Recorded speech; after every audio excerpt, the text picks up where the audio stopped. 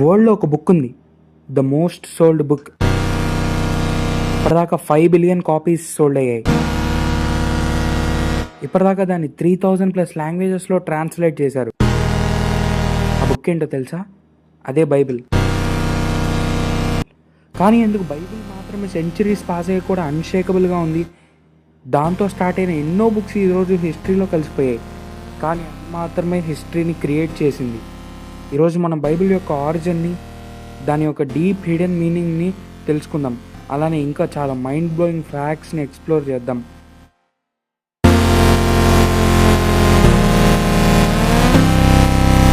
UC, Bible అంటే అందరూ ఒక బుక్ అనుకుంటారు, కానీ బైబిల్ అంటే ఒక బుక్ కాదు. It's a collection of 66 books. 40+ authors ఉన్నారు. 39 Jews and 1 non-Jew.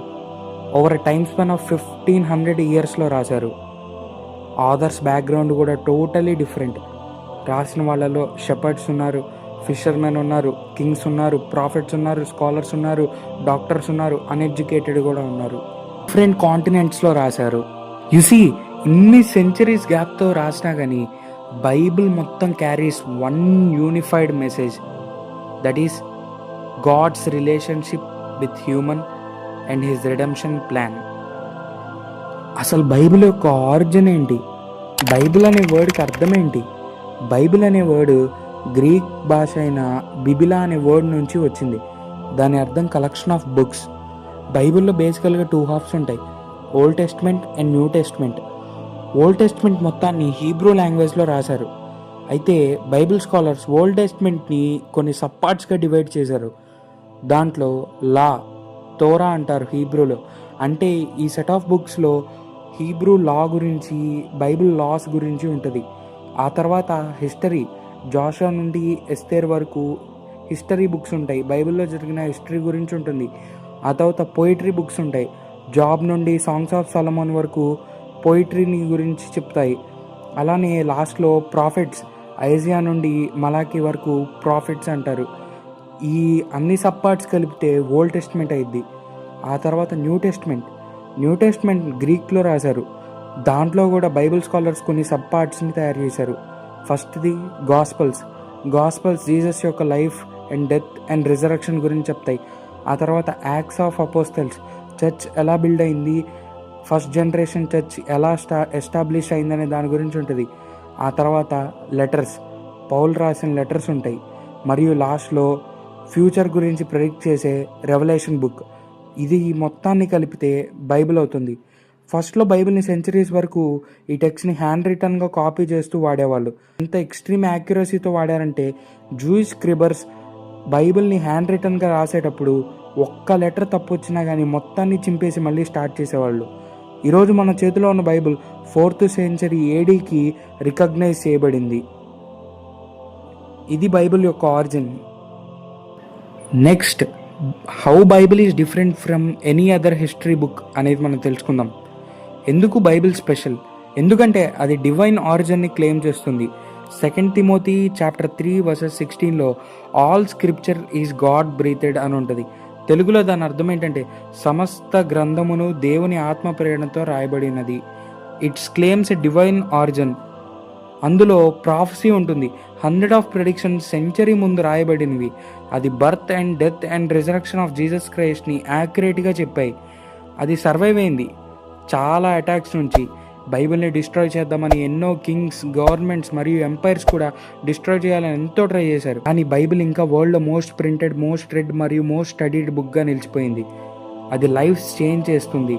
Ancient king నుంచి మోడర్న్ ప్రిజనర్స్ వరకు కౌంట్లెస్ లైఫ్స్ బైబిల్ మెసేజ్ వల్ల ట్రాన్స్ఫార్మ్ అయ్యాయి. So Bible is special. సరే, బైబిల్ స్పెషల్ అంటే స్పెషల్ అన్నావు, కానీ దానికైనా ఆర్కియాలజికల్ ప్రూఫ్స్ ఉన్నాయా? దాన్ని మేము ఎలా నమ్మాలి అని ఆలోచిస్తున్నామేమో. దాని గురించి కూడా మాట్లాడుకుందాం. చాలామంది బైబిల్ని జస్ట్ ఒక రిలీజియస్ బుక్గా అనుకుంటారు, కానీ ఆర్కియాలజీ దాని యాక్యురసీని మళ్ళీ కన్ఫర్మ్ చేస్తుంది. ఎట్లా అంటే 1947లో కనిపించిన డెడ్ సీ స్క్రోల్స్ వల్ల old testament thousands of years వరకు పర్ఫెక్ట్గా ప్రిజర్వ్ అయిందని ప్రూవ్ అయింది. జెరికో ఎక్స్కవేషన్స్లో సిటీ వాల్స్ కొలాప్ అయ్యే స్టోరీ బైబిల్ యాక్యురసీకి కరెక్ట్గా మ్యాచ్ అయింది. Historical figures like king David, Pilate and మరియు హిట్టైట్ ఎంపైర్ ఒకప్పుడు డౌట్ చేసినా కానీ ఇన్స్క్రిప్షన్స్ మరియు ఆర్టిఫెక్ట్స్ వల్ల కన్ఫర్మ్ అయ్యాయి. ఈ డిస్కవరీస్ బైబిల్ క్రెడిబిలిటీని స్ట్రెంగ్తెన్ చేశాయి. Not only A historical document but also a spiritual one. ఇప్పటిదాకా ఎగ్జిస్ట్ అయి ఉన్న ఏ రిలీజియస్ బుక్ అంటే the most archaeologically proven book is Bible. How Bible affected social system. Bible సివిలైజేషన్స్ని షేప్ చేసింది. అది లాస్ మరియు జస్టిస్ సిస్టమ్స్కి ఇన్స్పిరేషన్ అయ్యింది. Great works of art influence అయ్యింది. కన్స్ట్రక్షన్, మ్యూజిక్ అండ్ పోయిటరీలో బైబిల్ని ఎంతోమంది ఇన్స్పిరేషన్గా తీసుకున్నారు. అలానే బైబిల్ వల్ల slavery, abortion, human rights movements మరియు మోడర్న్ చారిటీకి కూడా బైబిల్ డ్రైవింగ్ ఫోర్స్గా నిలిచింది. ఆ తర్వాత బైబిల్లోంచి కొన్ని ఫ్యాసినేటింగ్ ఫ్యాక్ట్స్ నేను మీకు చెప్తాను. బైబిల్ హిస్టరీలో మోస్ట్ ప్రింటెడ్ బుక్గా ఇప్పటిదాకా 5 బిలియన్ కాపీస్ కంటే ఎక్కువే సెల్ అయ్యాయి. ఇప్పటికీ ప్రతి ఇయర్ కూడా అదే నంబర్ 1 బెస్ట్ సెల్లింగ్ బుక్గా ఉంటుంది. 3000+ లాంగ్వేజెస్లో ట్రాన్స్లేట్ అయ్యి ఆల్మోస్ట్ భూమి మీద ఉన్న ప్రతి కల్చర్కి యాక్సెసిబుల్గా ఉంది. బైబిల్లో ఉన్న smallest verse John chapter 11:35 Jesus wept. బైబిల్లో ఉన్న longest chapter Psalms 119. Thousands of years old అయినా దాని message still modern movies, books మరియు స్పీచెస్ని ఇన్స్పైర్ చేస్తుంది. ఇంకా లాస్ట్ అండ్ ఫైనల్గా బైబిల్ ఏన్షియంట్ మ్యాన్స్క్రిప్ట్ కాదు, ఇది టైమ్లెస్ బుక్. నేషన్స్ని షేప్ చేసింది, మూమెంట్స్ని ఇన్స్పైర్ చేసింది, కౌంట్లెస్ లైఫ్స్ని చేంజ్ చేసింది. నువ్వు నమ్మినా నమ్మకపోయినా వరల్డ్ మీద దాని ఇన్ఫ్లుయెన్స్ అన్డెనయబుల్. ఈ జర్నీలో మనం బైబిల్ యొక్క డీప్ ట్రూత్స్, హిడెన్ మిస్టరీ మరియు లైఫ్ చేంజింగ్ విజ్డమ్ని ఎక్స్ప్లోర్ చేద్దాం. ఇది ఒక journey of worth taking. Truth awakens.